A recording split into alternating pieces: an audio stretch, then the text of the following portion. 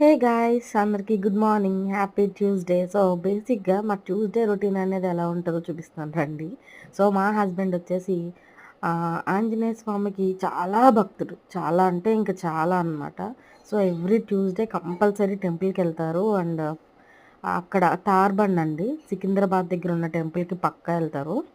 So ఒక Tuesday routine అది మాకు. అక్కడ టెంపుల్లో పూజ అంతా అయిపోయిన తర్వాత మనకు అన్నదానం కూడా చేస్తారు 12 o'clockకి.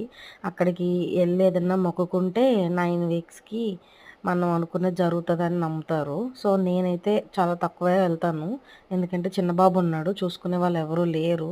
అండ్ బేసిక్గా నేను వర్కింగ్ కూడా. సో నాకు అంత అవ్వదు. మా హస్బెండ్ అయితే పక్కా వెళ్తారు. సో మా ఇంట్లో పూజ అంతా అయిపోయిన తర్వాత టెంపుల్కి వెళ్ళి అక్కడ కూడా పూజ అయిపోయిన తర్వాత అక్కడ అన్నదానం చేస్తారండి. సో అది కూడా తిని అప్పుడు మళ్ళీ రిటర్న్ అవుతాం. ఇదంతా అయ్యేసరికి మార్నింగ్ ఒక 9 అలా వెళ్ళినా ఆఫ్టర్నూన్ 2 అలా అయిపోతుందండి వచ్చేసరికి.